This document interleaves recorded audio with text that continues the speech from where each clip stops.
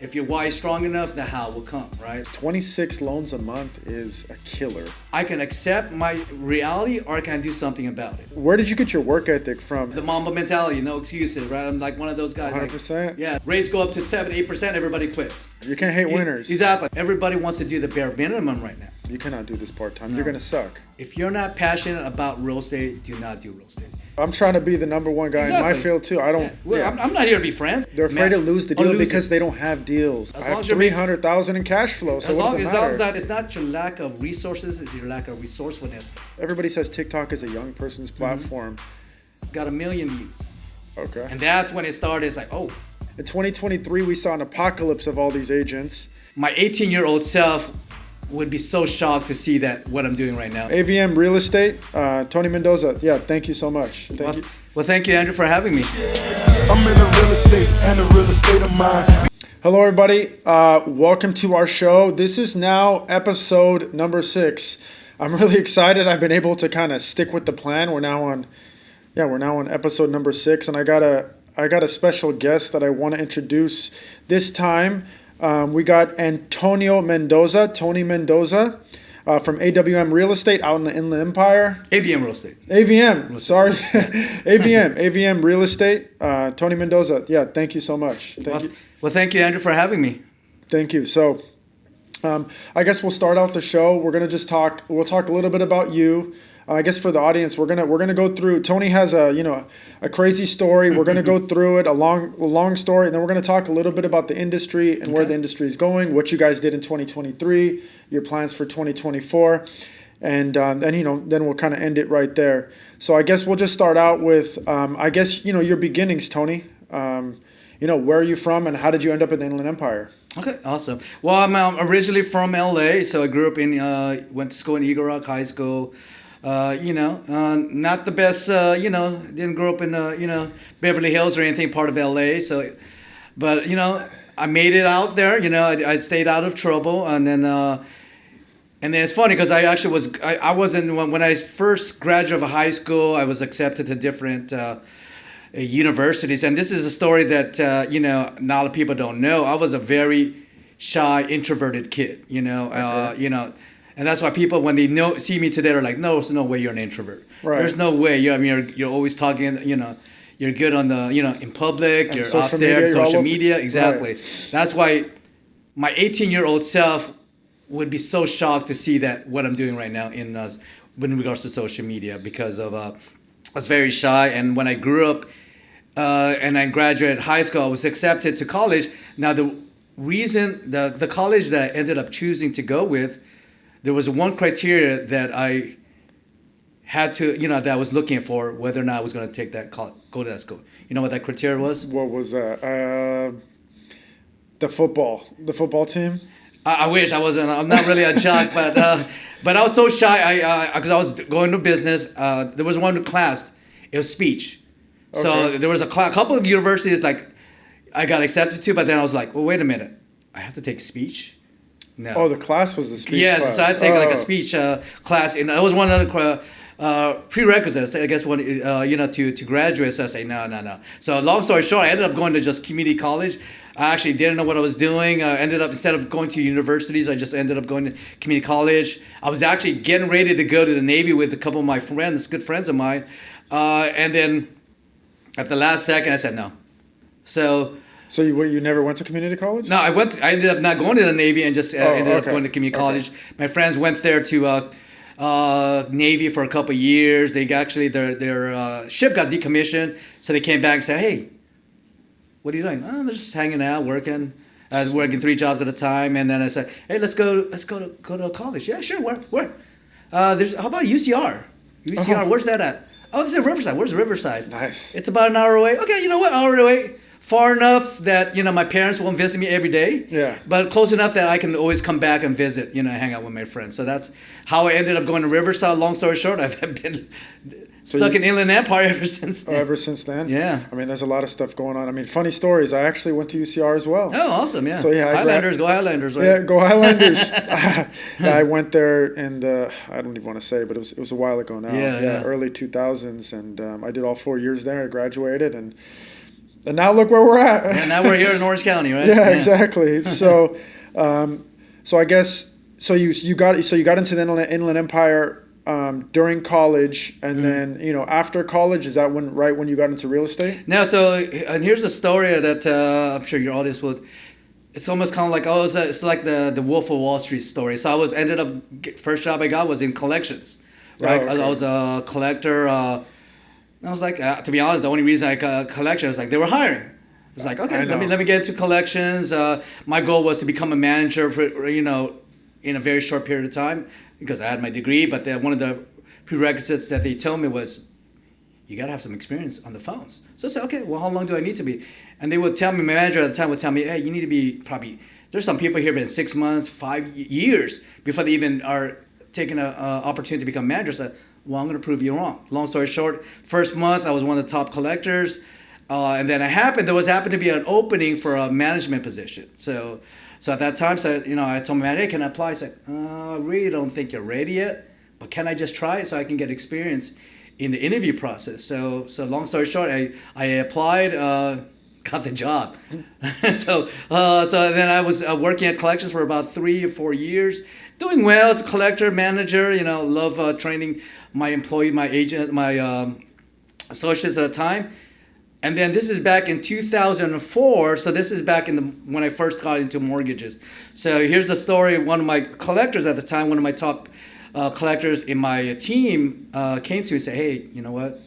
I have this opportunity. What's this opportunity? To work for a mortgage company. I hear these people in the mortgage business are making 2004. 2004. Okay. So I said, they're making a lot of money. I said, me, I was like, that's a scam. It's like, yeah, they're making 10, 15, 20, 30,000 a month. And keep in mind here, at that time, I was making 35, 40,000 a year. Right. As a manager, right. thinking I was at that time, right? It's like, you know what? If you want, go ahead and try it out for a month, and come back to me. I'll keep your seat open. All right. So you left your manager's position at the collection company and you got into the mortgage business. So how the story went is, before I waited for her to test it out. So she came back to me. So she called me back a month later, said, hey, what's up, Antonio, Tony? Hey. So I'm like thinking, oh, you want your job back, huh? Now. Right. She said, no, you got to work here. What do you mean you got to work here? Everybody just got a $10,000. We're making like $10,000 bonuses. I was like, wait a minute. What? And I basically told her, show me the check and I'll go interview right now. Right. So she showed me and said, send me an interview. I'm coming to interview with a guy. So it's kind of like the Wolf of Wall Street. So I went and interviewed with the manager, and just to, I don't know if you know how much you know about Americrest Mortgage, but this guy, I don't know if he's still on social media, but this guy was pretty much bipolar. This is like when you come into it was a boiler room. It was like loud, everything was crazy, people throwing paper balls. They're like, what the heck is this going on? Keep in mind, like corporate America, like everybody's formal, everybody's, Yeah, back in early 2000s, that's how it was. Yeah, back then it was just crazy. I hear this guy yelling at people. I was like, what the heck? And then he looked at me, yelled at me. He's like, what are you doing here? I'm here for the interview. Oh, okay, come with me. So I come to his office and I'm like, I kid you not, he's like, I'm just sitting there for like 5-10 minutes waiting for him. He's just looking at his computer. I was like, You're just watching him work? Yeah, he was just looking at his computer. I was like, I'm here. I'm here. And he's like, come here. What? You want to see how much I made? Oh, he's one of those guys. Yeah, he was like, you want to see my quarterly bonus? I'm like, sure. Yeah. And I forget how much I did, but it was like he was like the manager, area manager at that time there. So he made about, I kid you not, probably just as one, probably at least over 50,000. And he was showing me all the agents or the loan officers how much they were making. Nobody made less than 5 figures for the month, and there was still a lot of time left.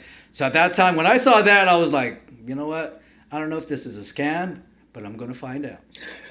So I gave my notice. I quit my job at collections, where there was serious credit, and went on board. And then my first month did 8 loans. My third full month, I did 26 transactions. Damn. At Americas Mortgage. Yeah, and then that was my story. Got into the mortgage business. That's a ton of deals. I mean, I guess for you guys that are not in the business, 26 loans a month is a killer. Yeah. That is, I mean, that's not normal. Now it's a little bit different in the way we do business. So 26 is just, those are crazy numbers. So from the mortgage business, how did you go from, I mean, when did you quit the mortgage business basically? So as I'm sure probably, you know, and probably a lot of people know, what happened in 2007, 2008. Oh, there you go. Right? Yeah. You know? So that's when I kind of like, ooh, okay, I wasn't really prepared for that at the time. So 2008, everything went down. People were, I was actually working out here in Irvine. I think at that time I was working for Quick Loan Funding. If you know Quick Loan Funding. I do know that. Yeah, Quick Loan Funding at that time, Daniel Sedek. Yeah, that's funny. We'll talk about that later. Yeah. Yeah. So I was working there but then they started laying off and everything. So I said, I saw it. I ended up quit. I think I left there. Actually, it's like, you know what? Let me start my own. Perfect timing, right? Start your own. Right. 2008. 2000, late 2007. I was like, you know what? I don't need Quick Loan Funding. Let me start my own business in 2007. Yeah. Okay. Let's see how that went. Yeah, exactly. So that didn't pan out well. I was like, there goes my savings. There goes my. I was like, So I didn't went out. So I kind of at that time, just like a lot of people were leaving the industry. I didn't know what to do. Got into loan modifications. I was just trying to survive. I actually started doing insurance. Got out of the business a little bit. Got my insurance license. Selling insurance door to door. Right. So sorry. And I was actually in 2010 is actually when I got back into the mortgage business and actually got my real estate license at that time. And then you start working for a broker doing mortgages? Yeah, I was still doing mortgages. Actually, still working at that time. Was working with Loan Depot at that time. Yeah. Okay. And then after that, I didn't get into real estate full time to 2014. 2014, and that's so tell us about your company. When did you start your company, and how did you get it to the point where it is today? We were just talking about how many teammates do you have? About 21 agents right now under my brokerage. So 2014 is when I got started. I didn't get really went all into probably 2015. This is my personal stuff. We can probably chat later. What motivated me, but 2017 is when I actually went independent and actually. Went on my own, got my broker's license, and went on my own and started my company, AVM Real Estate Services. And the fact is, the funny thing is right now is like I have 21 agents, but I haven't really personally recruited them. My goal when I went independent in 2017 was I just don't want to pay my broker anymore. Yeah. Then I have to. I'm just going to be a solo producer and just do it that way. Why didn't you like the big brands? The Kellers, all those big, the Remaxes. Did you go for the big brands first, or did you straight go for your own brokerage? Yeah, so 2014, I didn't know any better, so I said, you know what, let me find a company that will provide training. So I went with Tarbell. Okay. That was the shortest stint because when I went to their meetings, they're telling me, yeah, you got to be here, do all these training meetings. Right. And when I went to their trainings, I was like, their training was YouTube. They played a YouTube video of some, I forgot who this, I think it's Buffini or one of those sales trainers that you probably see used back in the day. And I was like, so you want me to come here just to play YouTube? I could have done this at home. Right. And for me, my background, with my background in sales and, all that and being a manager and all that, I was like, the training I'm getting here I don't need it. Yeah. Maybe for somebody, a newbie, I don't need it. Let me go somewhere else. So that's where I really decided to just go to a company that was going to pay me 100% commission with a flat fee. So I did that for a few years and just went that. But even after that, I was like, they're not providing me any training. I mean, nowadays, it doesn't even matter what your brand is. It's the agent. If you... It is. Yeah. 100%. That's why I've kind of gone the same way. Mortgage and real estate, it's almost the same thing. So I'm doing the same thing you're doing. I'm building my personal brand because companies now are going, they're not going extinct. That's not the right word, but they're just, it's the name brand. Like I follow a guy like Ryan Serhant back in New York. Like he preaches brand and he is the brand versus the company kind of behind him. Like everybody knows him. They don't even know where he works. I think it's his own company now. Yeah, I think it says a Nest. It's Nest, but he is the brand. Mm-hmm. So anyway, I appreciate that. That's the same direction I'm going. So we're kind of on that same path. You talked a little bit earlier. We're talking about your desire. I guess, I'm not going to go with the Drake. You start from the bottom. We're not going to go. But you started, I guess, from humble beginnings, right? Mm-hmm. You didn't come from a very well-off family. No. Eagle Rock now is beautiful, though. Oh yeah, I can't even afford to get my home. Yeah, Eagle Rock. I know you came from Eagle Rock. I don't know how it was when you were growing up, but now it's beautiful. But anyway, you kind of. I hate, like I said, I hate to say it. You came from the bottom, and now you are. Yeah, I grew up in the streets. Man. Yeah, I grew up in the streets. Yeah. So tell us a little bit about your desire. Or I don't know. You said that I asked you what gave you your big break in the business. How did you go from, I would say, like a mediocre realtor to, I would consider you a top realtor, and a lot of other realtors around you, and you own your own shop. What is your desire? What got you there? What made you? What's pushing you? So if you could speak a little bit about that. Yeah, that's a great question, and that's always. I mean, I don't like to be so philosophical, but the cliche is you got to know what your why is. If your why is strong enough, the how will come, right? If I was to tell my agents this, and even back in the day, years ago when I was manager, if your why doesn't make you cry, it's not strong enough. Like a lot of people get into real estate or mortgage business. The number one thing they will say, I want to make lots of money. I want to make six figures. I hate that. What's the six figure? Yeah. What is that six figures? Why do you need to make six figures? I always go seven. You probably heard 7 levels deep. Why? Why do you need to make six figures? Because I'm tired of being broke. Why are you tired of being broke? Well, because when I was growing up, we couldn't afford. Why is it important to as you get deeper, you're gonna get to the root of the matter and why you really want to do something. And that's why I see a lot of agents or even mortgage loan officers. Like right now, rates go up to 7-8%. Everybody quits. Right. Instead of like, no, this is why I know what my why. I'm gonna push through it, and I think through all my story from growing up, in humble beginnings, to being an introvert, like I said, I'm not a big stature, so I grew up in I got bullied. I mean, I'm not gonna get into that, but even younger, I got bullied, so that probably put me in a position where I was more introverted, shy, because I didn't want to get in trouble, You didn't want to get into conflicts. Exactly, because I couldn't. Yeah. I mean, like I said, I don't matter if I got no martial arts. Somebody twice as big as me will still knock me out. It's just the way it is. So I think a lot of the things that I had to go through in life has actually helped motivate, inspire me to realize, if I'm going to be successful in life, it's not going to be because of my manager. It's not going to be because who the president is. It's not because it's a nice weather today. It's because of me.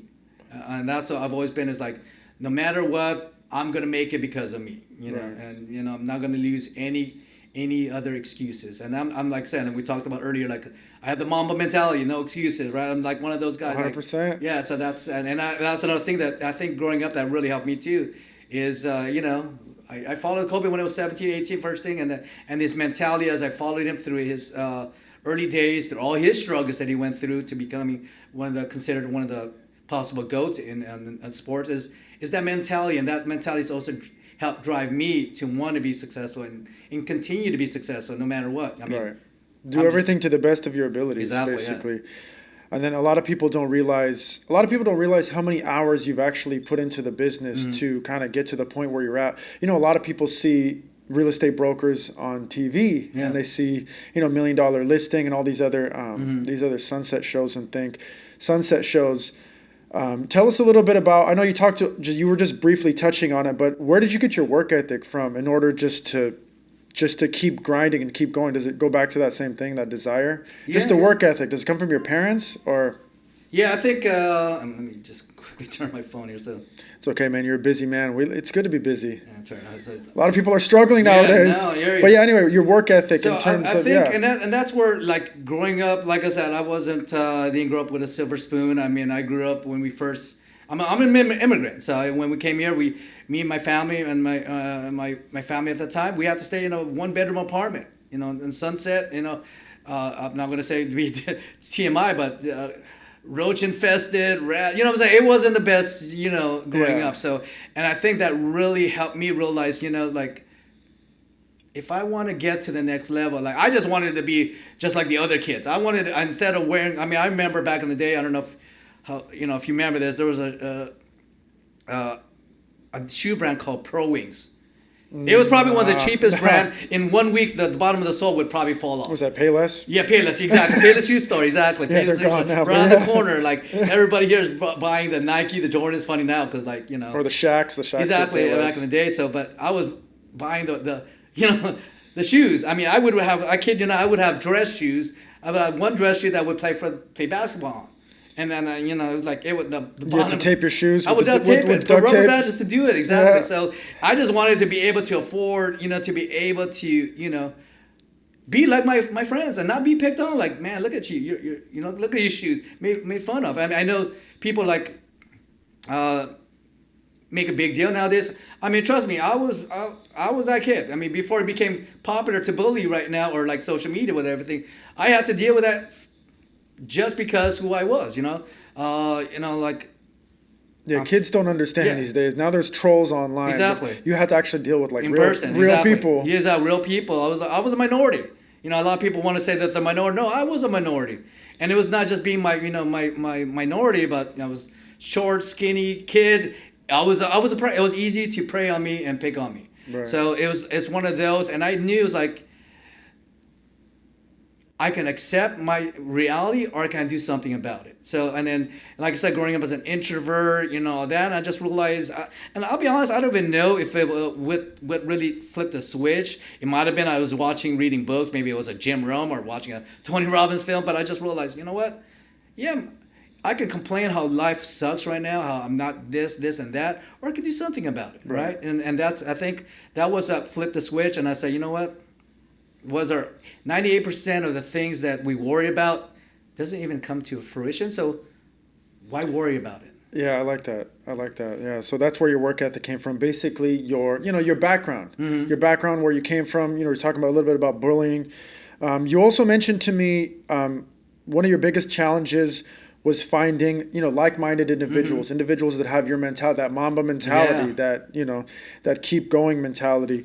What is it that you think you're having? What are you having trouble finding in terms of the desire in people? Because that's what you mentioned. I just wanted to dive. I wanted to dive into I guess the mind of Mendoza a little bit, right? So so if you want to talk a little bit about that, what's your biggest challenge in your business and finding like-minded people? Is it like-minded people? Like, are you talking about agents, or are you talking about just clients and kind of guiding them in the right path in home ownership, or is it just a combination of both? Yeah, I think it's just a combination, and that goes back to the Mamba mentality. Like, I know people used to hate Kobe because he didn't get along with people. Everybody would go to the club and he would just like But he's a winner. You can't hate winners. Exactly. But back then, if you were like working with him or like playing with him, this guy doesn't talk, he's a jerk. People hated Kobe. Yeah. People hated him because he would, there's even films, videos right now you'll still be able to watch, or I show my son, like, of him making fun of, in practice, this is practice, like getting on his teammates, calling them out, and like, because, people are coming, late. But it's the work ethic. Yeah, the work ethic. They didn't have the work ethic that he had, so he didn't want to mess with them. He didn't want to be a part of their lives and all that kind of stuff. Actually, I hate to talk about something random, but Smush Parker just came. Yeah, I was going to say Smush Parker. You saw that interview? Yeah. Okay, he just came out, like, I guess he never talked to Smush because Smush didn't work. Yeah. Same thing, and that's why him and Shaq didn't get along, because he didn't work. Like, people, he would say, like, people would get to practice on time, and he's already been there for an hour sweating. Yeah, he's dripping sweat. So, like, everybody's like, and they're like, they want to be, and that's kind of like the same mentality. Everybody wants to do the bare minimum right now. Like, they're entitled. Everybody's entitled. It's like, hey, you need to give me leads. I need a better split. I need office space for free, and I don't want to pay for anything. I know exactly what you're talking about. I'm like, I hear it from agents, and then I hear it from LOs as well. So I hear it because I work with a lot of agents. Same thing. They want, but what are you worth? What do you give back? Exactly. What are you? I totally with you. So I was also going to kind of mention those passions and visions that you talk about. What passion and vision are you kind of missing? Because you talked about that you were missing something. Because someone might be listening right now and they might be able to reach out to you. Are you missing anything, I guess, in your business?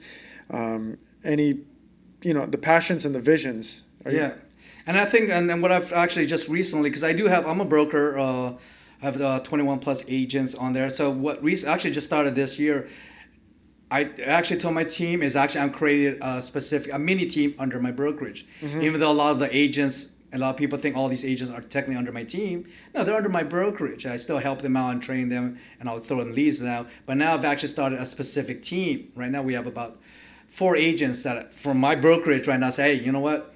You're going to follow my system to a T. If I tell you to jump, you're not going to question me. You're going to say, how high, Tony? And so that's what I'm going to provide leads, training, support, and ensure that they get it. And they're all in. Because that's the thing, is the passionate, and what I'm trying to create with AV and Real Estate Service for any agents that want to maybe have a conversation. Otherwise, I'm trying to create the culture.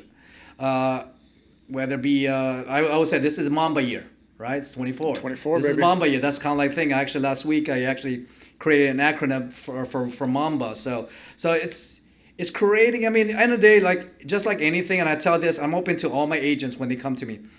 I tell them from day one. If you're not passionate about real estate, do not do real estate. So real estate right now, as you know, right now, even in mortgages, it's stressful. It's not the easiest job. You're not getting paid hourly. You're going to spend 40, 50, 60 hours a week and not get paid. Right. Or you'll spend 40, 50 hours, expect to get paid, and something falls off the escrow or the seller account, whatever the case. The loan doesn't go through. Exactly. A lot of inspections are going bad right now. Yeah. So we're running into that. People just cancel. And it happens all the time. So is it worth it, right? If you're here just to do 2 or 3 deals a year, I would say go somewhere else. Get a job at Walmart. Get a job at freaking In-N-Out, banking $20 an hour. To be honest, I think minimum wage is going up. So, okay, go and get a job there. It's probably maybe a little bit less stressful, because the great thing is if you go to a regular job, you work, it may be a 9 to 5, but after that, you clock out. You're done thinking about it. In mortgage and real estate, we don't clock out. Never clock out. I'm with you. I was even yesterday was supposed to be a day off. Yeah. It was MLK Day yesterday. No, my phone was ringing off the hook. I was still helping all my agents out and getting deals across the table. So that's what you're missing, basically, or not missing, but that's what. And if an agent wants to join your team, you want them to have that passion, that desire, and basically that mama mentality to kind of come aboard your team, and so your vision could come to life in their work, basically. Yeah, exactly. Because I share this with my agents or anybody who looking at it. Like I said, and I tell this too when I was interviewing with other brokers. End of the day, everybody provides the same thing. I mean, but you're right. Very, very similar. And I tell the people here that now it's more about me and you. Do you want to work with me, or do you want to work with Tony? Yeah. Do you anyway? Sorry. Yeah, go ahead. Yeah, because like I said, everybody just like in more. I mean. They provide everybody. We have the best CRM. Right. We have the best training. We have the best support. Everybody. Everything is always the best. But you go with one company, you got the same thing. We offer this. End of the day, they're all the same. They'll cook. You're just preaching to the choir, because I realized that recently, and I'm talking to a lot of the LOs. Look, you can go to another company. You can. It's all the same. I've been to a lot of companies. I've been working with a lot of different teams, and that's what I realized. It's all me, or it's all you. It's how you run your business, and I get you're under a brokerage or you're under a company, but most of it is you. Exactly. So anyway, you were preaching to the choir on that statement right there, Tony. But anyway, real quick.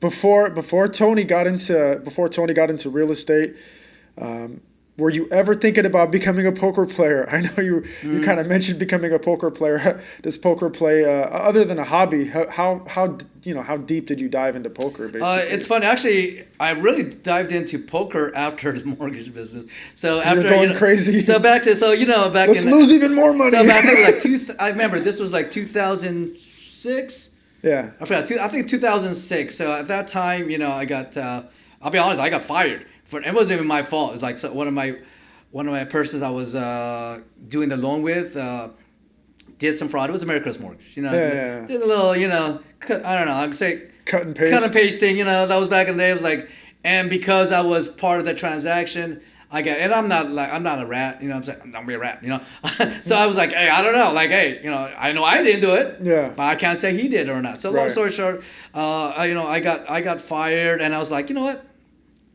I had good reserves. I was making good reserves. That's when the market was good. I made a lot of money back in the day when I was making 35 to making 150, 200 grand in 6 months or so. I stashed it away, so I was doing good, and I was getting unemployment at that time. So I was like, wow. I think that's how I was getting 16. I don't know what it was, 1,600 or something. It's like free money. It's something, yeah. Free money. So I was like, so basically what I did, I said, you know what? I was, went to the casino, played a little bit of poker, and I was like, and this is how I look at it. And a lot of people are afraid because when they gamble, they try to win everything right off the bat.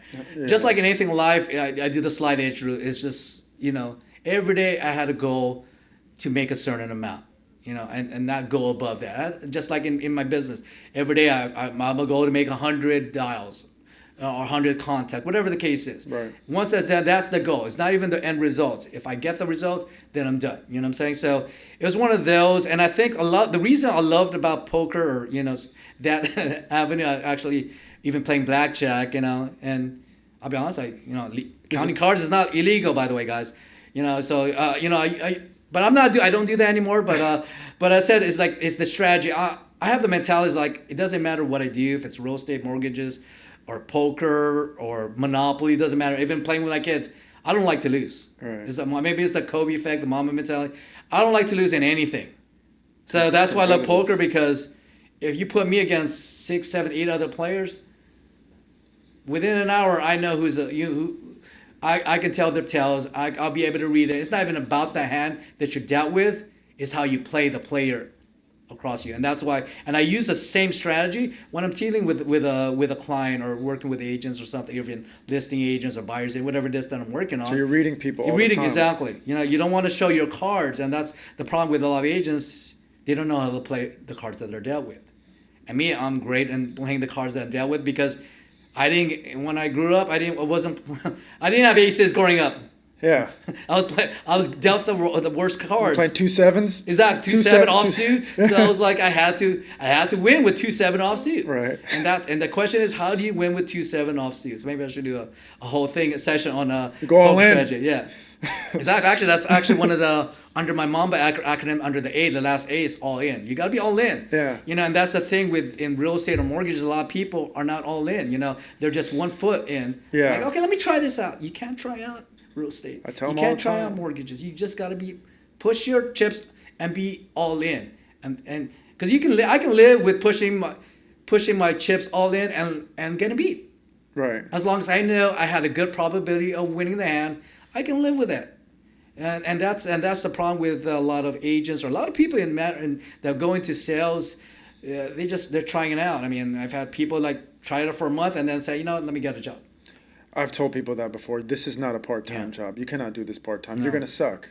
You're it's not. Gonna be very impossible. You're gonna get beat up by the guy that's actually doing it full-time, or beat up by the woman who's doing it full-time. Yeah. So I mean, even people that do it full-time are struggling. So you think you can do this part-time as a new agent? Or well, if I get a deal, if my cousin calls me for a home, maybe I'll. Anyway, yeah. Yeah, it doesn't work out like that. Yeah, those kind of. We're gonna talk a little bit later about that. How those people are gone. Yeah. So. And there's still some left, but they'll be gone here. Yeah, yeah. This year's gonna wipe you guys out. By the way, all you people who are not, if you're not in it to win it, you're gonna be gone this year. And then just kind of to brush back into your story a little bit, you did talk about franchises. I'm not sure how serious you were about that, but are you looking? Because look, in this business, we're entrepreneurs at the end of the day. You want to open up a side business. Is that something you were thinking about doing? You're kind of looking into franchises? And this is what I tell people. I don't want people to stereotype me. I did call myself now Tony Real Estate, so I go by Tony Real Estate now. But yeah, but that's just my brand in real estate. But like you said, I don't look at myself as a realtor or a broker. I'm an entrepreneur in art. I mean, the reason I got to real estate is that's the easiest way to make money.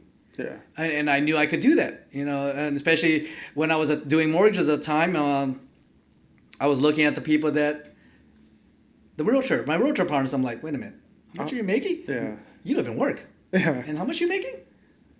Well, I can do that. I got a better work ethic. I'm more disciplined. I know how to do this. You know what? Let me try a real estate. And that's kind of like why I switched into real estate. And the reason I went to mortgage and I stick to the mortgage at the time, I was an introvert. I'll be honest. Even to this day, people won't believe me. Not that I don't like people. I would rather be by myself at home watching, just relaxing. When I go out to networking events, I'm able to do that because I have a purpose. I have a reason why I'm there. Right. I don't go to. People don't believe that. I don't like to go to lunch and learns where there's a bunch of realtors.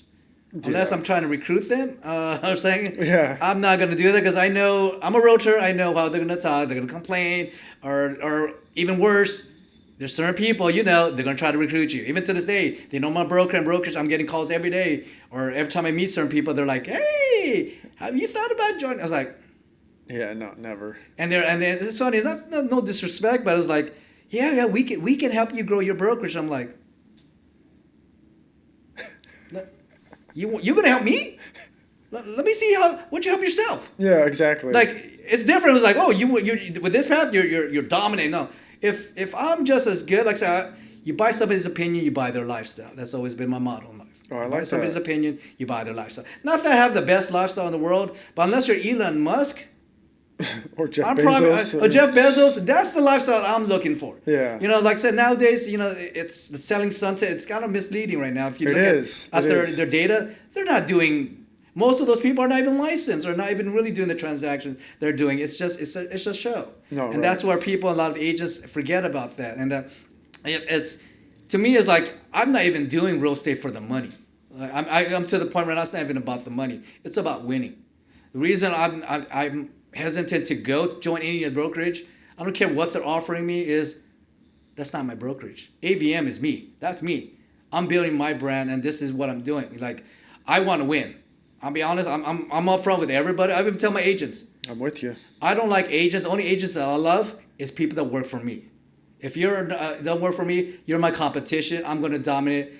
And I hate to, it sounds harsh. I'm with you, man. I'm going to beat you. I'm with you. I'm trying to be the number one guy in my field too. I don't. Yeah. Well, I'm not here to be friends. And this is a training I actually told my agents a couple of weeks ago, because a lot of times, they're talking to their clients or whatever it is, and their clients are like coming, hey, we want to cancel, whatever reason.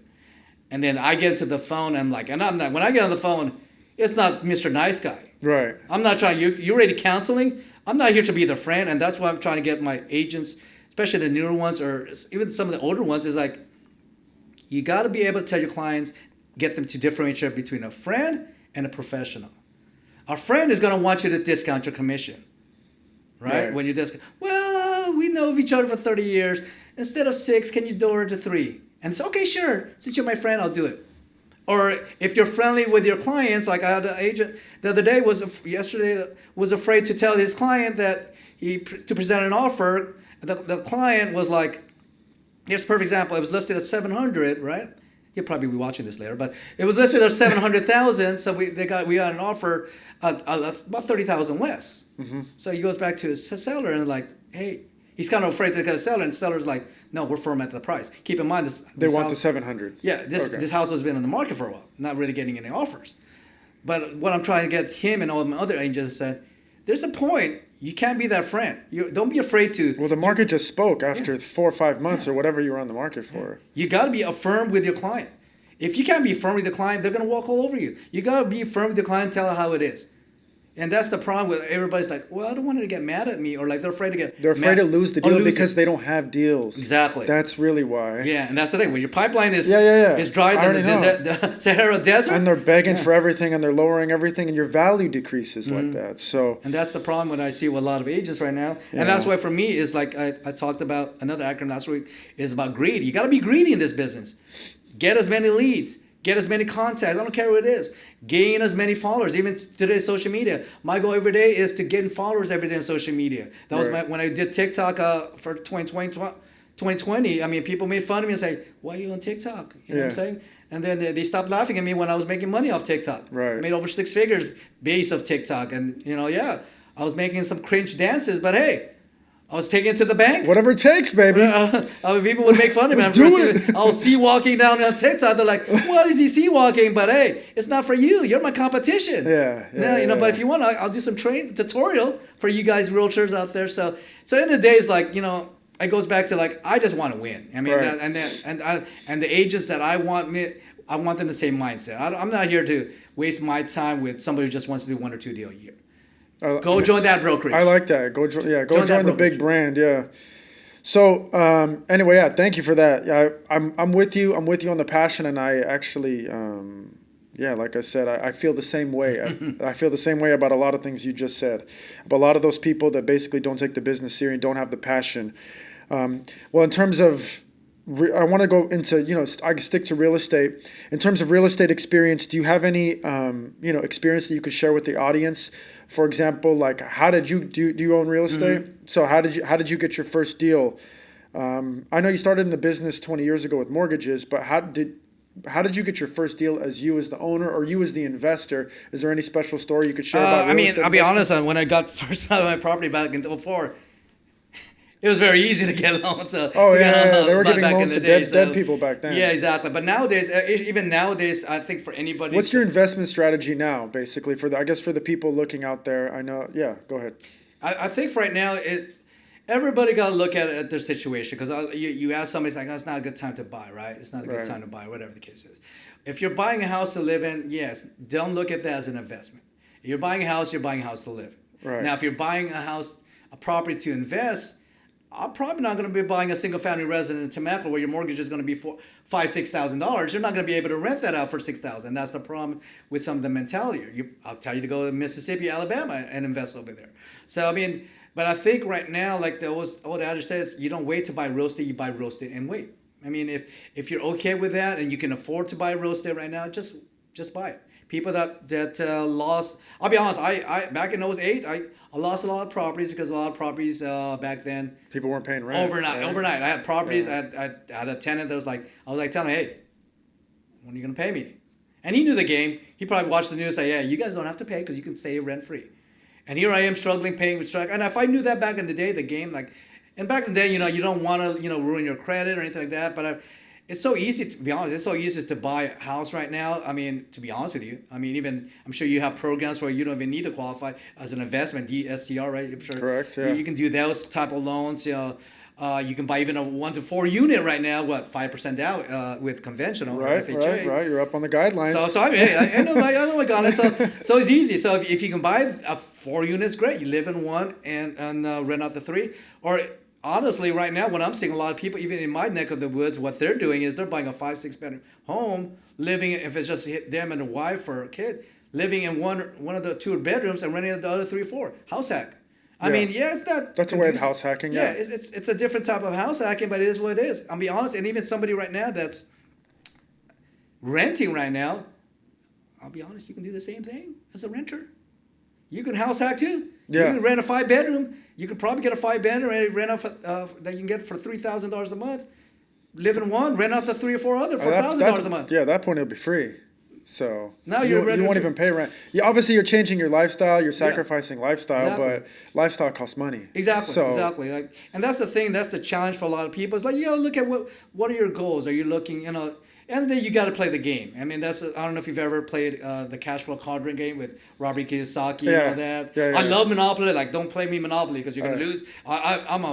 Like I said, that's the name I'm of the game. big on Rob Kiyosaki. Yeah, Robert Kiyosaki, Rich Yeah. Dad. I know that's actually probably one of the things that helped me back in the day too. Reading Rich Dad, Poor Dad, and all that, and playing that game got my mind changing. That hey, it's about investing, accumulating. It's about cash flow. It doesn't matter if you have $100,000 a month in debt. I have $300,000 in cash flow. So as long as that that you're getting cash flow that's paying for that debt, you're debt free. Yeah. You're financially independent. And actually, he got me into the mood of invest. Mm-hmm. And you're right. You just talked about how a primary home, you're spending $5,000-$6,000 a month. It's not an investment. It's a lifestyle. Yeah. I want to live here for my family. I like the neighborhood. I like the neighbors. I like the schools, etc. This is not to make money. Exactly. And a lot of times you're fixing it up. You're paying taxes. You're paying insurance. I'm big on that, and I preach that to it's expensive. a lot of friends and family that I talk to about homes. Yeah. I mean, if they as long as they understand, especially in California, man, it's not cheap. It's not cheap. Yeah. Anyway. But like I said, for anybody, like even new people, a lot of people, like I have a lot of investors I work with. I call a lot of seller leads. I'll offer them a cash offer too, but a lot of times I give them an option to like, I can give you a cash offer, but I'm not paying retail to over your cash. Yeah. Just like Open Door, all these other companies that I'll offer maybe 60, 70%. If you're cool with that, I'll get you a cash offer right now. Right. If not, we're full service brokerage. I don't give you my how I get my listings here. Full brokerage, we can help you market it and get you full price, and in fact, get you this property sold in 30 days or less. Which one you want to go with? And usually they go with the more money. Yes, and home. Yeah. But hey, if somebody's really desperate, need to close right away, okay, here you go.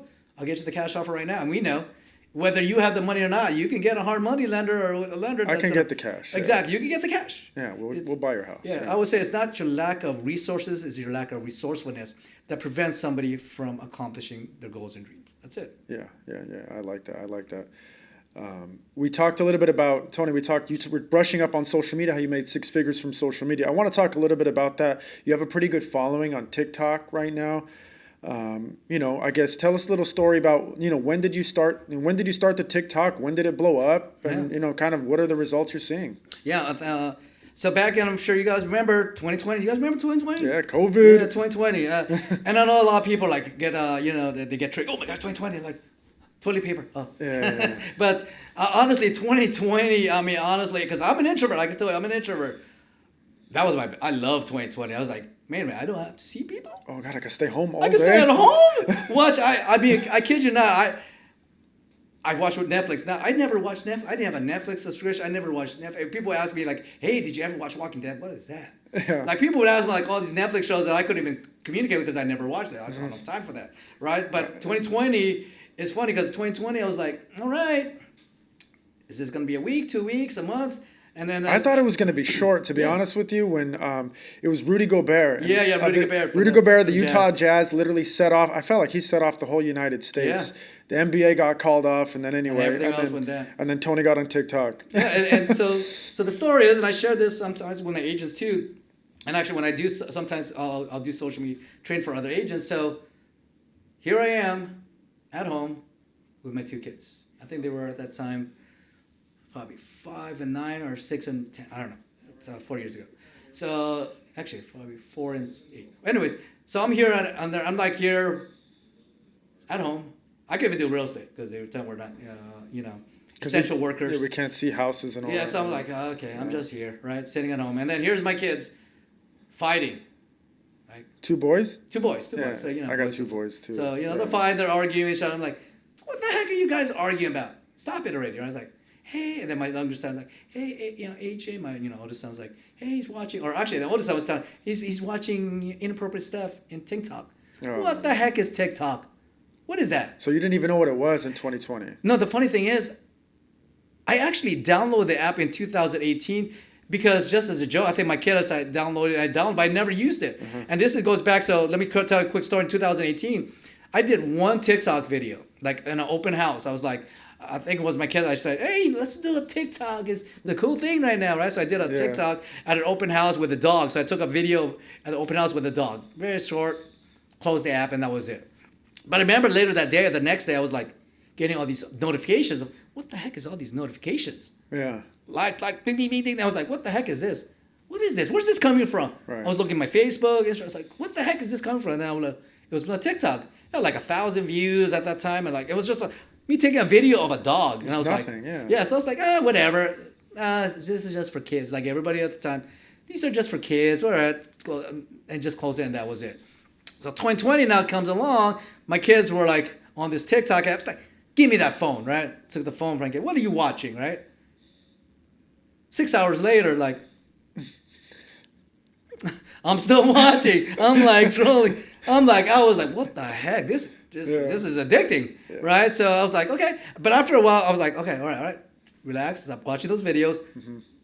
Can I do anything about real estate with this? I'm watching for a few hours here now. Is there anything about business here? So then I went to the other side, started searching. I was like, on the business side, and I realized, I think even at that time, Gary Vee was saying, yeah, you guys got to be on TikTok. I started a lot of the influencers, big social media influencers I was following prior to that. I was like, yeah, you guys got to get on TikTok. So here I was like, and at the time I was doing masterminds, real estate masterminds with realtors, lenders, different people in the industry before we got shut down. So we ended up transitioning to Zoom calls, right? Yeah. So at that time we got into Zoom calls. So here I am, right? I was the leader of the pack, right? Like, hey guys, all right. Hey, I want you guys to start. I know we're locked down. Download TikTok and start making some TikToks, right? And everybody. This is you telling your team in 2020. Yeah, these are real estate professionals on Zoom. Yeah, on Zoom. Like, hey, get on this. I was like, all right. And then I think the following week we brought a guest. He was like a Facebook guy that does social medias on Facebook. Of course, he's selling Facebook ads, right? So here I am. For the last couple of weeks, I'm telling a lot of real estate professionals, like, hey, get on this now before it blows up, all right? And of course, always asking, hey, Tony, Have you made money yet? Like somebody who joins, gets his license. Like, have you made any? And your family says, you've been in 2 weeks. Have you made any money yet? Like, are you kidding me? It takes a long, long time. So it's like, exactly. So it's like, no, but it's getting traction. I got like 1,000 views in one videos, you know. And to keep in mind, at that time, I didn't have any followers. I was getting started. Mm-hmm. So they asked this social media guy, like, hey, Mr. Social Media Guru, what do you think of TikTok? And he says, you know what? Hey, it's good to get views, but don't waste your time. You're not going to get any business from that. Right. Now, keep in mind, I was just, for the last couple of weeks, I'm trying to build this, like, get on social media. You literally said the opposite of what you were saying. Exactly. Yeah. And people were like, not saying they were making fun, they were like, hey, how many followers are you getting? Are you getting any clients? I'm like, I'll be honest, I wasn't getting anything. Right. And this goes back to my mentality. You tell me I can't do it, I'm going to prove you wrong. Exactly. So guess what I did? I was like, you know what? First of all, yeah, these mastermind sessions are done. I was like, you know what? I'm not going to. Back to the Kobe. You know what? You guys don't want to listen to what? You know what? You guys meet on your own. I'll be honest. I was like, we're on Zoom call. I'm not wasting my time for people who want to tell me I can't do something. So I went back. So I went on TikTok and started doing the research. How to get followers, how to get more views, what should I be doing? Talked about getting a hook, you know, all that. And so I made a decision. I'm not doing anything anyways. Yeah. For 30 days, this is what I was doing. For 30 days, I'm going to post every day on TikTok. Because that's what they told me. Do this. Post 1 to 3 videos a day on TikTok. For 30 days. So that's what See I what did. happens. Exactly. And they gave me some tips as far as, little things like that. And as I continued posting it, I'll be honest, I mean, I think I've deleted some of those old TikTok videos. They were very cringeworthy, as my kid would tell me. I mean, I was like, I saw one of my phone, highlights from your phone like years ago. I was like, yeah. of me dancing to, what's that? The guy from Will Smith, what's his name? Alfonso, like it does the, it's unforgettable. Anyways, I was like, it was one of those cringe, like I was making cringe videos, nothing even related to real estate. So that was my start, right? But then I started making some real estate videos, 5 second, and they told me, make short form video. What is short form video? Keep your videos 5 to 7 seconds, use a trending sound, and use captions. You don't even have to talk. I don't have to talk? Perfect. I can use filters. Like, I don't have to talk. I mean, I'll be honest. That was right in your wheelhouse. I was like, seriously, and I was like making fun. I was the guy that was like, why are people pointing? Like, pointing, I was doing them. He was like, what is this? I was like, so I just have to point. I don't know what I'm pointing at, but later on I could just add captions to it, and there it is. And then one video, finally I had one video get 100,000 views. I was like, it's pretty good. Ooh. Yeah, it's a lot. And then I was like, how do I do this again? And they told me, just post it again. So then that one video, I think it started at 50, then 100, then I repurposed one video, and I think it's still on my TikTok. I repurposed it 2 or 3 times, got 1 million views. Okay. And that's when it started. It's like, oh. I think I saw that one. Now I think, I was like, this 5-second video, and I was getting so many comments, engagement on that video. Of course, a lot of it was realtors or lenders like, you're an idiot, like enough. And that's why I told myself, like, don't take it seriously. Hate comment is good comment because that's helping the algorithms. Exactly. The more they're commenting, hey, go ahead, comment. Go ahead. Hey, tell me how great I suck. Yeah, great. You know what I'm saying? So I started going viral. I started getting views. I started getting, and then more importantly, I started getting followers. So probably in about 3 to 4 months, I gained about 50,000 followers at that time. I mean, later on down the road, I actually got to the point like people were actually copying my channel. I think it's funny. My agent the other day just showed me there was like a TikTok profile using Tony Real Estate. I'm Tony Real Estate 247. I think it was Tony Real Estate 24, something like that. Really? Yeah. They just copy him with my same profile picture, no post, nothing. But he's got like close to 2,000 followers. I was like, what, this guy? So and actually, I had to shut down a lot of different videos. And then people don't know this, like.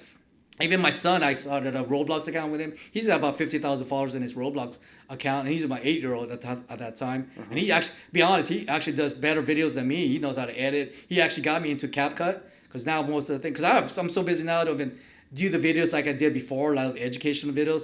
And that's something that I'm focusing more this year as I get more time is do these podcasts like this and do a lot more educational videos, which really helped me gain a lot of, not necessarily followers, but more importantly, got a lot of clients and so forth. So, yeah, I mean, at the end of the day, I mean, just like anything, is like, you got to put in the work. Yeah, but you put in the work, and now you were saying earlier, so you've literally made 6 figures off of TikTok. Yeah, just off TikTok and then Instagram. I got close to 100,000 followers on Facebook. I started doing that Facebook reel. I just repurposed the same reels on TikTok, on Facebook, and got close to 100,000 followers just on Facebook alone. Wow. So, and I'm more of a Facebook guy because I'm I'm a mode now.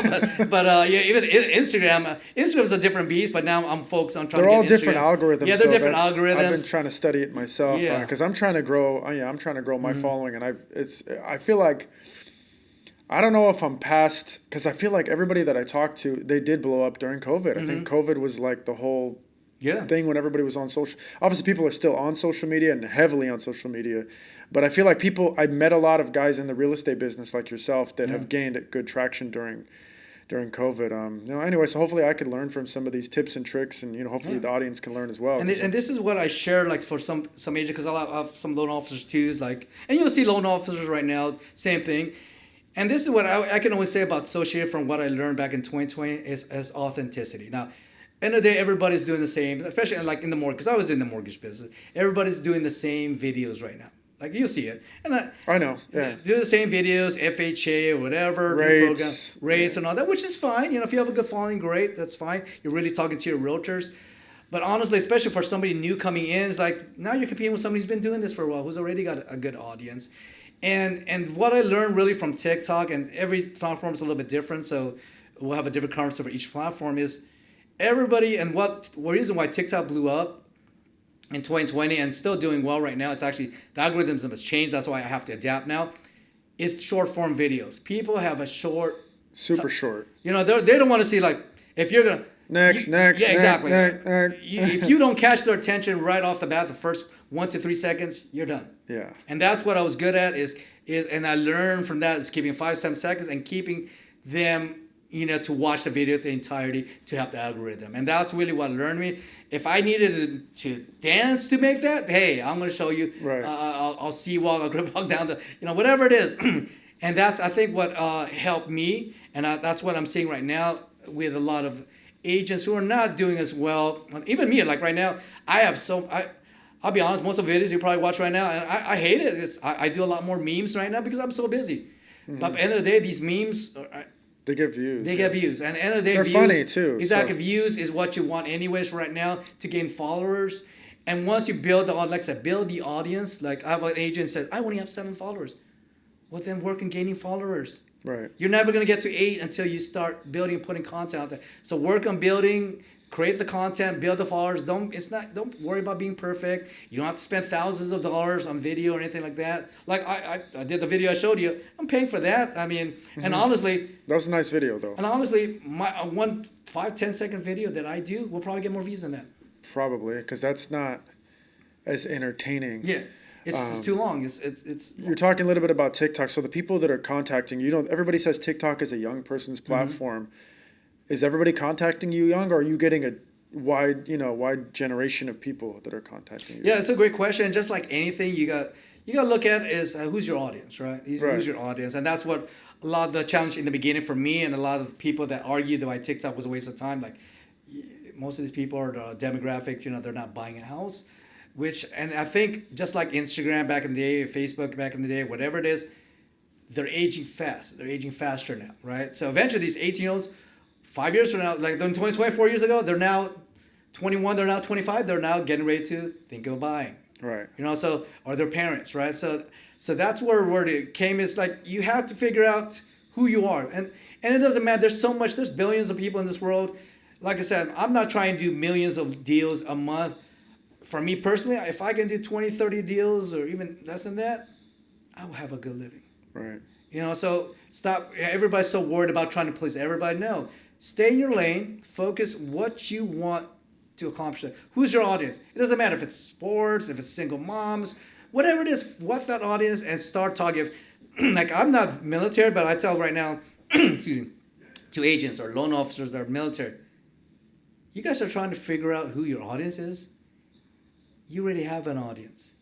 Like, I was background in the military, you know what my audience, and I have a good military people. A lot of my clients are military, and I'm not in the military. So imagine if I had that background, had those relationships, and you can't. I'm sure it'll pay for tenfold. Exactly. You can't, so I think that you just got to figure out who your audience, stick to your lane, and find out what works for you, and just do it. Mm-hmm. Well, I know you were talking a little bit about your kids, how you're staying home with your kids during COVID and stuff like that. If you don't mind, I'd like to talk a little bit about, your struggle as, well, to me, first of all, I want to give you a lot of credit for, it sounds like you're, raising 2 young boys. I have 2 young boys myself. Mm-hmm. It's difficult. Yeah. It's difficult. And I am married, thankfully, and we do have like a, I have my wife that helps me out a lot. But it sounds like, you're kind of in a single parent household, and it's very different because we talk to a lot of single moms, but you're the breadwinner of the house. Mm-hmm. You're a single father. Talk to us a little bit about that. How has that been? And, how is that struggle, basically? Yeah, I mean, and like I said, I would say, anyway, it's perfect now, but everything is perfect. How old are your kids now, by the way? Now they're 11 and 14 now. Okay, so they're way more independent. Yeah, so a little bit more independent, which makes it a lot easier for me now. And I shared this story back in the day. I mean, I would take them to open houses. I mean, to showings with me and all that. And maybe tell because I couldn't find a babysitter. A lot of times, back in the day, I couldn't even afford a babysitter. Right. And I shared this in my video that I'll be posting this week. So it made it tough, but and then that's why I always share to my agents or anybody that likes to make excuses. I'm not that broker. Yeah. Yes, because whatever that excuse you're gonna give me, I have kids.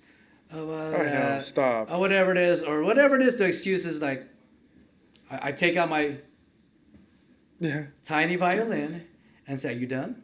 Feeling sorry for yourself?"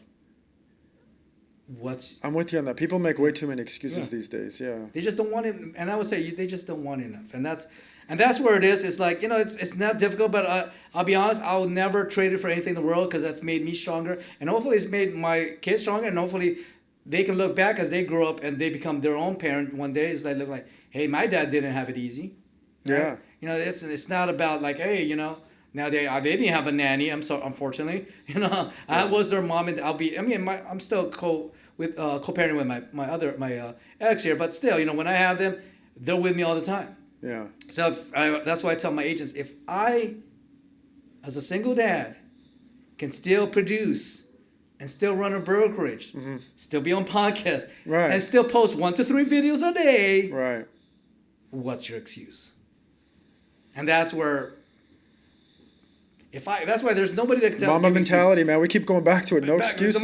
There's no excuse like I'm too busy. Well, that's why when everybody says I'm too busy, you're too busy.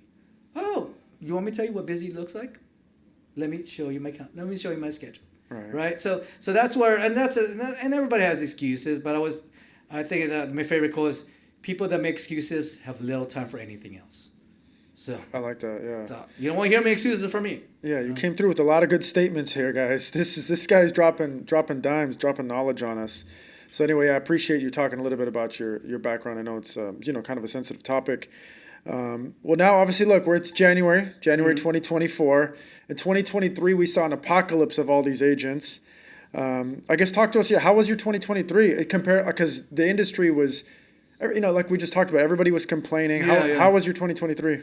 Honestly, it was compared to 2022. I mean, 2021 was probably killer for you. Yeah. I mean, I had my best personal production in 2021, and then 2022 I started building my team, and then 2023, and this is like I said, everything that goes, it's a journey, right?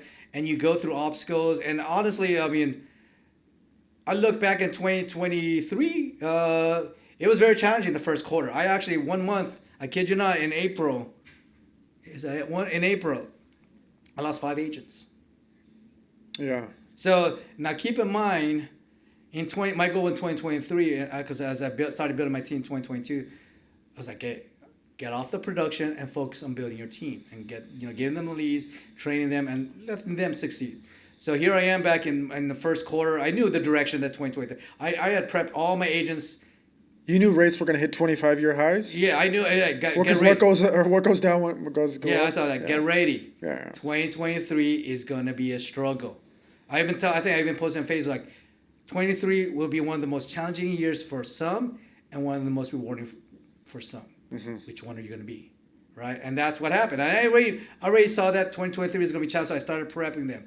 And then I'll be honest, it started in the last quarter. We had I mean, we were doing good the first half of the year, and everybody's like thinking, "Oh, hey, this is it, right?" We know 2022, the first half was good, and then the race started going, Right.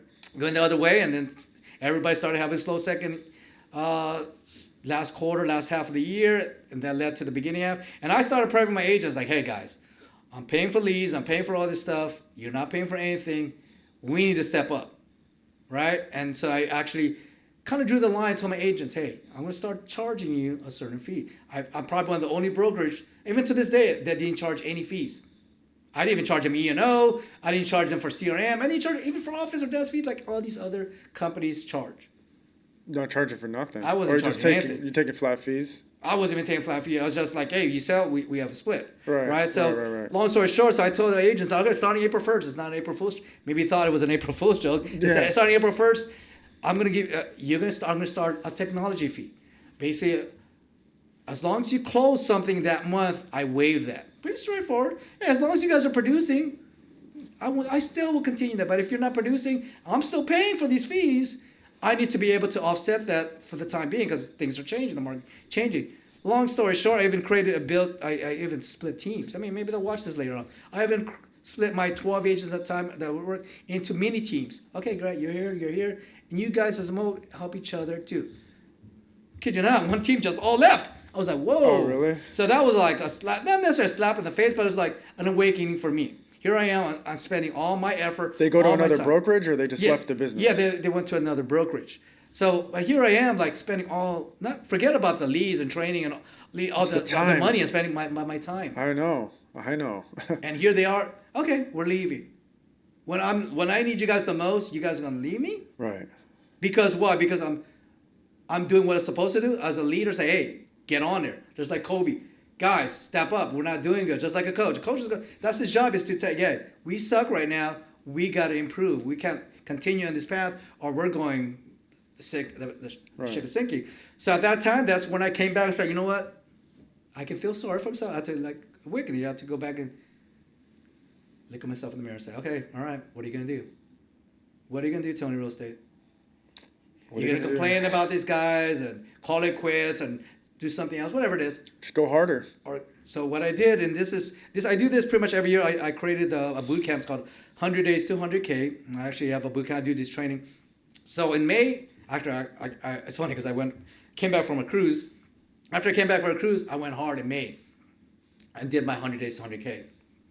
So I was like, if these agents are not going to produce, somebody's got to pay for these office bills. I know. Somebody's got to pay for the CRM. Somebody's got to pay for all this stuff I'm paying. So I said, you know what? I can't rely on you guys.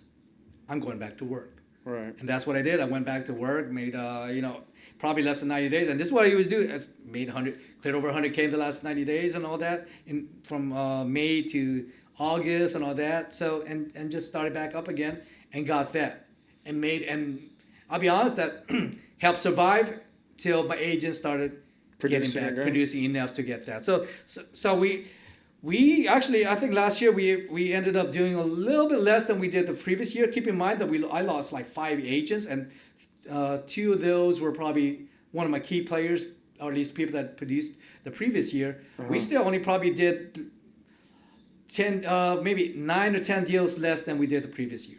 Well, still, I mean, I don't know what your volume was. We could talk about that off air, but yeah. That's it was. I mean, I'm not celebrating like say like. I mean, I'll be honest with you, I did a lot more than a lot of brokerage and all that. Yeah. Especially my size or my agents. I had a decent year personally for my personal production, so it's fine. Now this year, I mean, our goal, and I told my team this year is, and just to give you a number out there, our goal is to do 150 transactions. This year, my mini team, the Tony Real Estate Group, the 4 or 5 agents that we are, I tell them right now, you guys are doing 100. Just the team. Out of the 150? Under the 4 or 5 agents under my team. That's my goal with the team, Tony Real Estate Group. And then the other agents, because I can't control them, if you guys can team up and get 50, that'll be great. Are they kind of their own? I know they have a team leader kind of thing, and they're because right now I'm the and that's the thing right now. I'm the broker. I'm the team leader right now. So, but now I'm kind of like making it a lot easier, not only for my agents, but more important for me. I'm like, now I'm setting the expectations. Mm-hmm. When because there's a problem with real estate, when everybody's independent, they're not getting paying a salary. It's hard to tell them you have to be here. You have to be in the office. You have to call us. Yeah. But now when you're on my team, it's my name on that line. And I'm providing leads. You want more leads? you got to follow the system of it. If not, okay, you can go independent. You whether you come to the meeting or not, I'm no longer gonna be like, why is this person not getting? Now all I care about is the 4 or 5 agents making sure that's they're following my system. That's your bread and butter. Exactly. Yeah. If the other ones want to play, great. But if not, I'm not gonna have any expectations for them. And that's where I'm drawing the line now to make me more efficient for me, my brokerage. It's like, no, I can't. I may not be able to control 20 agents. Mm-hmm. Right? It's hard to control the agent, but I can control 4 or 5 agents right now and say, hey, here's our meeting. Here's, this is what we're going to do. Sign here. Yeah, follow. Or you don't want to follow the rule? You don't have to. You go independent or you go to another brokerage. I'm very transparent with my agents, and I tell this up front, I'm not those other brokerage. I don't focus on recruiting. I got 20, 21 agents right now.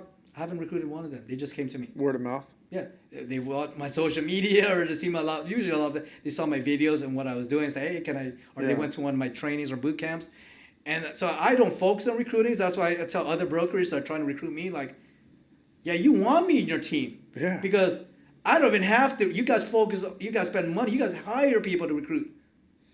No, 100%. I don't. Yeah. People come to me, and not to be, so if I focus on recruiting, trust me, I would kill it right now. And I don't, because, like I said, I don't want to be like the other office. I have 200 agents only. It does take a lot of your time, though. Exactly. It takes a lot of effort. It's a lot of effort and it's a lot of time. And a lot of these people, they want to be wined and dined and taken out and catered to. And I don't have time for that. Like I'm in that space as well. And I don't know. That's something actually like we could talk about a little later. But it's a difficult kind of thing. Well, anyway, appreciate that, Tony. I wanted to get into another topic, but I don't know if you know a lot about it, because a lot of agents don't, and we don't have to talk about it if you're not an expert on it. But are you familiar with the NAR lawsuit that's kind of happened a little bit? A little bit, yeah. I mean, it's they have the forms now on our car forms. I've talked about it last year for my agents. Yeah. So again, I'm not an expert on this subject, but for you guys that are watching that don't know, I wrote down a little excerpt of kind of what's happening here. Let me see where it is here. It's right here. So there's a NAR lawsuit, and this case that's happened with NAR stems from a complaint by a group of home sellers in Missouri who alleged that commission rates are too high, buyer brokers are being paid too much, and NAR rules lead to fixed pricing. Basically, buyers are getting ripped off, and now buyers either have to pay their own commission, or obviously these rules aren't set in place. And I guess just on Monday there's just been an update to this case, so I want to just share a little bit about what NAR has said about this case. This is last Monday, the Monday before Martin Luther King, for those of you guys who are watching. The National Association of Realtors, which by the way is the largest association in the United States. I believe it's 1.5 million members now.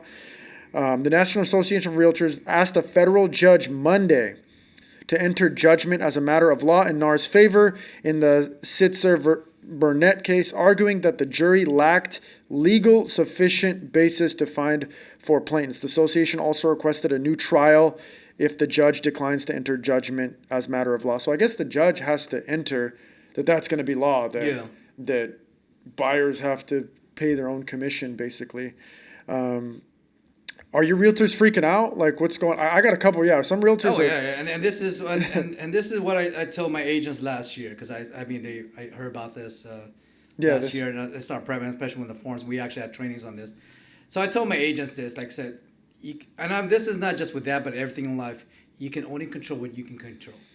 Right now, I tell them right now, it doesn't affect us because it's not a law yet.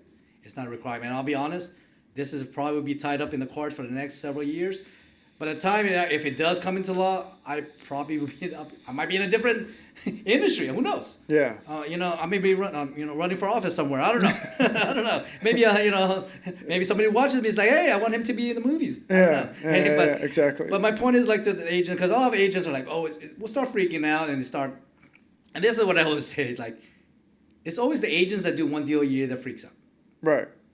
But that's who it, because they're going to have to leave the business. The top producers. Exactly. Yeah. And that's why I say it's like top producer. Like, I'm a listing agent too. I'm not just a listing agent. I'm a seller agent. I do it. Doesn't matter if it's a buyer or seller. I do it. Do it all. Like that's why if you focus on helping your client, this is what I say, and this is what I'm trying to get across to my agents, and that's what it's going to change our industry. Is right now, the consumer.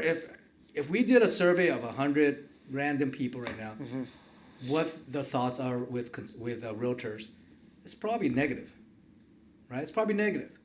They make too much money. They're lazy. Whatever it is, especially when you see Selling Sunset and all that, these reality shows, it's probably negative. So I think the challenge for realtors, or even mortgage, because we're kind of like in the same boat too, in the sense, because I was in mortgages back then when we were 1099. Now, a lot of times if you work with a lender, you have to be W-2, right? So things have changed, and that's adapted. And I actually see this probably 5-7 years from now, we'll probably get into a position where realtors, or I said this probably a few years ago, several years, but there's going to be a time pretty soon there won't even be a term called realtors anymore. That'll be gone. The only reason it's termed is because of the association, they have to be a realtor. Right. There'll be a term right now that they won't even, what is a realtor? Oh, man, well, back in 2020, if you had your association, you were called a realtor. Oh, okay. So what I'm saying to my agents right now is you got to change the perception, the narrative of what people look as a realtor. And that's why I would say, like, whatever these lawsuits, it doesn't affect me because I adapt, I give value. I would say with, just like when you go listing, with absence of value, price or cost becomes. Yeah, we talked about that a little earlier, yeah. So, like when I go on as a listing agent, I share my value before we even talk about the price. Because by the time they ask me what the price is, it's just a regular question. Right. They already know I'm worth that. Oh, that's it? 6% only? Oh, great. And you can do all that for that? Yeah. Hey. So it's what we do. It's what I do. So with absence of value, cost or price becomes an issue. And that's where as a narrative for agents, especially agents who are currently in the industry, who hopefully are watching this right now or maybe will watch a clip down the road, this is important for them to understand. Or if you're a new agent, you have to change the narrative. Right now, if you ask an attorney for advice, are they going to give it for free, give you free advice? They're probably going to watch, well, I charge $300, I have a $300, whatever the fee, right? Correct. Even a doctor. Even right now, I think I had a plumber come out there and say, hey, you have to pay me X amount before I come out there. Just a consultation fee? Just to see if what's wrong with the property, right? Or even photographers nowadays. Even it's funny now, like, and I understand, it's business is business. Even photographers right now, like I had a photographer take pictures for my listing in Palm Springs. I was negotiating the price, but I said, okay, I finally was able to negotiate a price, but I need you to pay me $185 up front. Like, what? So I have to pay up front before I get the product. Usually I pay, they do the work and then I pay for it. But now I have to pay up front. So I understand that. It's business is business. And down the road right now, the problem is with realtors, we have done such a terrible a way of showing our value to our consumers. And everything's online now. Everything is online. So, but if you share your value, I'll be honest. I might switch. I might flip this industry down the road. I thought about this years ago, and say, you know what? I'm not charging 6%. I'm going to charge you an hourly rate. I'm going to charge you. You want? Yeah, I'm going to charge 6%. I'm going to charge you an hourly rate. So, and I'm going to keep track how many time I spent. Nobody's going to want that. Exactly. Nobody's going to want that. No buyer or seller is going to want that. See the difference? Yeah. Because they've been trained. No.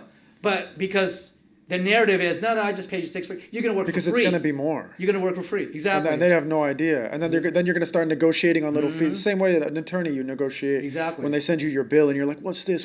So yeah, like they will never agree to that. Like no attorney will rarely do a pro bono, right? So it's the same thing, narrative. And that's where we as an agent or even as industry have to change the narrative. And that starts with us in how we present ourselves, not only online, but with our consumers. Are we returning calls on a timely manner? Are we going above for our clients? Are we just putting a sign out there and then that's it? Right. Yeah, if you put a sign out there, I'll be honest, in 2020, 2021, even now, all you'd have to do is just put actually, you know what? Let me take this back. You don't even have to put a sign out there. All you'd have to do is put it in a multiple listing service. Exactly. And it sells. Right. You don't even have, and this is why that's why I fire a lot of photographers, so no offense to all my photographers. You don't even need a professional photo to sell the house. Yeah, I mean, the camera phones now are like, are pretty good. This is how much? Okay. Is there any more pictures? No. can I see it? Yeah, you can see it.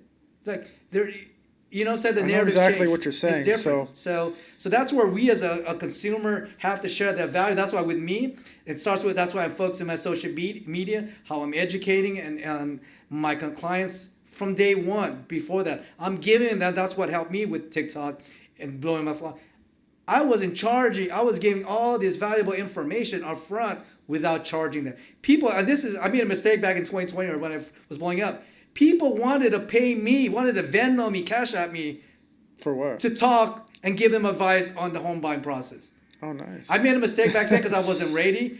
I should have had a book. Should have took it. E-guide. I was like, no, okay, I'll just help you. That's what I do. So I would talk to them, but people were saying, like, hey, can I pay you to give me advice? So my point, like nowadays, everybody's doing that. So that's my point is like, if you share your value, they will pay you what you're worth. Exactly. If you don't, like I tell my agents, like, you took photos of this house with a camera phone. Not to say it's not better, but of course the seller's going to tell you, yeah, because you're not in it. You're not in it. You have nothing to lose. You have no skin in the game. Right. You took your own photos. Now, when I take photos, I'm telling them right now, I'm going to pay $500 for this. I'm going to do this, and that. I'm getting my cleaner. I'm invested. So it's going to be harder for them to cancel or tell me, no, I'm invested. Time and money. Exactly. So now I have time and money involved. They see my worth. That's why when I go on listing appointments, no, they're not quite. I'll be honest. If I wanted to charge more than 5-6%, I could. Damn. I could. It's because of the value. Exactly. So So anyway, for all you agents out there, I like that tidbit: value before price, and that's what kind of sets you apart in the market, and that's what's going to set you to win in 2024. Yeah. Well, anyway, I kind of want to wrap it up here. I appreciate your time. I don't want to take any more of your time, Tony. I appreciate it. We can talk for days. Yeah, we could. This has been great. You shared a lot, for those of you guys who listened to it, he shared a lot of little tidbits of knowledge that I'm going to take and I'm going to keep in the future for my agents, my loan officers, and for my real estate agents to share some of those tips and tricks you said as well. So again, thank you for joining us. I appreciate your time, and we hope to see you again. Yeah. All right, thank you. All right.